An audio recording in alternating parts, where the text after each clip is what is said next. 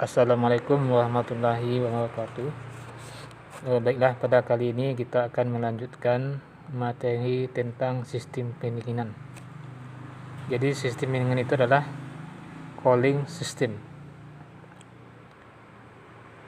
Jadi pembakaran campuran udara dan bahan bakar di dalam mesin menghasilkan energi panas, tetapi hanya 25% dari keseluruhan jumlah panas yang dapat dimanfaatkan. Terus kemana sisanya? Jadi sisanya 30% diserap oleh mesin itu sendiri. Yang kedua, 45% hilang bersama gas buang. Sedangkan sisanya karena adanya gesekan pada mesin itu sendiri. Jadi kalau kita lihat ada dua jenis sistem pendinginan. Yang pertama itu adalah sistem pendinginan udara. Yang kedua, sistem pendinginan air. Jadi bisa terlihat di sini fungsi sistem pendingin itu adalah untuk mengatur agar suhu panas mesin selalu terjaga pada temperatur antara 80 sampai 90 derajat Celcius. Kita lanjut dengan bagian-bagian pada sistem pendingin air. Jadi pada gambar berikut ini itu adalah komponen-komponen pada sistem pendinginan air. Pada gambar nomor 1 itu menunjukkan yang namanya radiator. Sedangkan yang nomor 2 itu adalah tangki cadangan, di mana tangki cadangan ini berfungsi untuk menampung sementara air pendingin. Yang ketiga itu adalah tutup radiator. Jadi fungsinya itu adalah untuk mencegah terjadinya kebocoran air pada radiator dan tempat bekerjanya katup pengatur tekanan dan vakum pada radiator. Yang keempat itu adalah kipas pendingin. Jadi fungsi kipas pendingin ini adalah sebagai untuk mensirkulasikan udara pada radiator. Jadi udara disirkulasikan gunanya adalah untuk menurunkan suhu air pendingin yang melewati kisi-kisi radiator. Sedangkan yang kelima itu adalah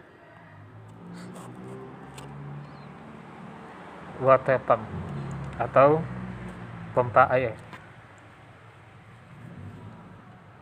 Jadi gunanya itu adalah untuk menekan dan mensirkulasikan air pendingin ke sistem pendinginan pada mesin. Jadi ini adalah yang dikatakan dengan sirkulasi pada sistem pendingin. Yang keenam itu adalah termostat. Jadi fungsi termostat itu adalah untuk mengatur temperatur air pendingin sehingga bekerja pada kondisi normal, di mana kondisi kerja mesin itu adalah 80 derajat sampai 90 derajat Celcius. Jika melebihi 80 sampai 90 derajat Celcius, maka termostat akan membuka dan air pendingin akan mengalir ke radiator untuk diinginkan oleh kipas. Jadi itulah komponen pada sistem pendingin. Kemudian kita lihat lagi sirkulasi air pendingin pada mesin. Jadi di sini dapat kita jelaskan sesuai dengan komponen-komponen pada sistem pendingin tadi. Jadi kita mulai dari pompa. Jadi sebagaimana yang telah dijelaskan tadi, fungsi pompa itu adalah untuk memompakan dan mensirkulasikan air pendingin. Jadi aliran air pendingin itu dimulai dari selang bawah radiator, kemudian dipompakan ke water jacket, kemudian diteruskan ke bagian atas. Setelah itu akan diteruskan kembali ke radiator kalau termostat dalam keadaan membuka. Jadi itulah singkat daripada cara kerja sistem pendingin air pada mesin mobil. Jadi kembali kita jelaskan, ini adalah secara rinci bagian-bagian pada sistem pendinginan air. Jadi bisa kita lihat di sini, ini adalah radiator di mana fungsinya itu adalah untuk membuang panas air yang telah bersirkulasi dalam mesin ke udara luar melalui sirip-sirip yang ada pada radiator. Ini bisa kita lihat adalah bagian-bagian utama daripada radiator. Ada namanya upper tank, kemudian ada namanya radiator cap, kemudian radiator core, kemudian ada namanya lower cell atau lower tank, kemudian ada namanya cell. Jadi itulah komponen-komponen pada radiator. Kemudian water pump atau pompa air. Jadi fungsi pompa itu adalah untuk mensirkulasikan atau memompakan air pendingin mesin dari radiator ke mesin. Biasanya pompa yang dipakai adalah jenis sentrifugal, dan pompa ini digerakkan dengan tenaga mesin itu sendiri menggunakan fan belt atau tali kipas. Nah, ini adalah termostat. Jadi fungsi termostat itu adalah untuk menjaga suhu kerja mesin berada pada kondisi normal.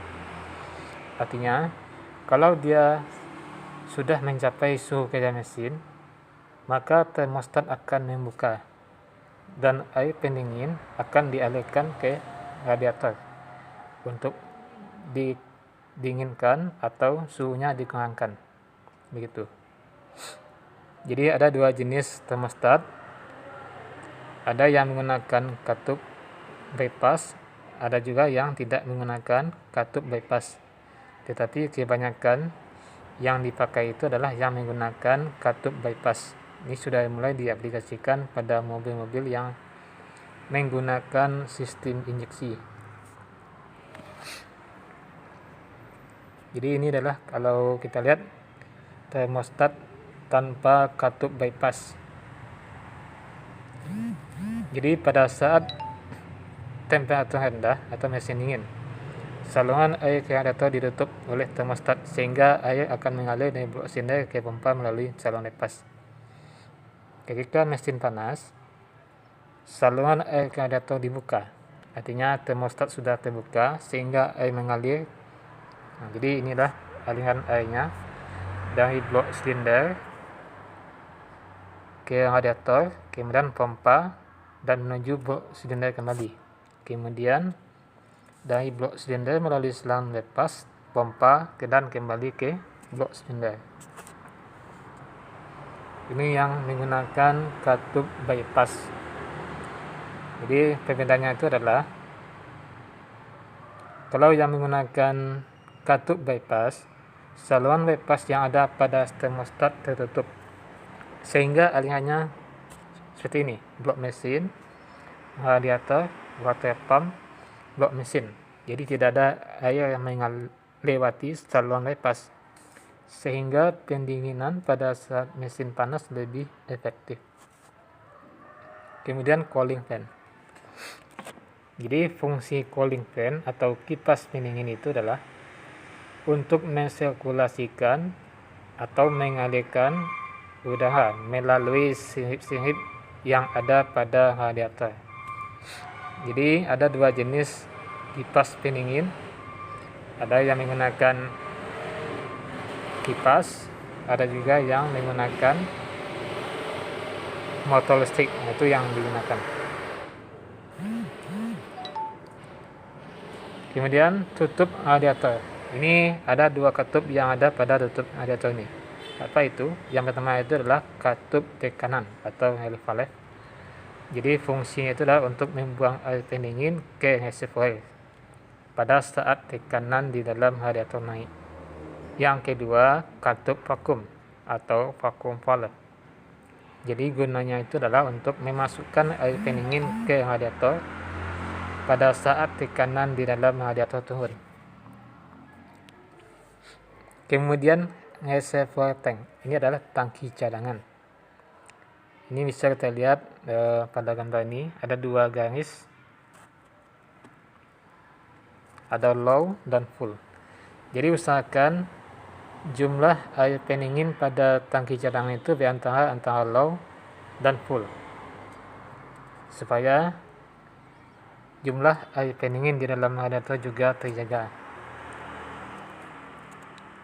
Jadi fungsinya itu adalah untuk menampung kelebihan air dari radiator pada saat terjadi pemuaian air dalam radiator dan mengembalikan air ke radiator pada saat tekanan di dalam radiator turun. Jadi itu mungkin itulah komponen-komponen yang ada pada sistem pendinginan dengan menggunakan media pendinginan air.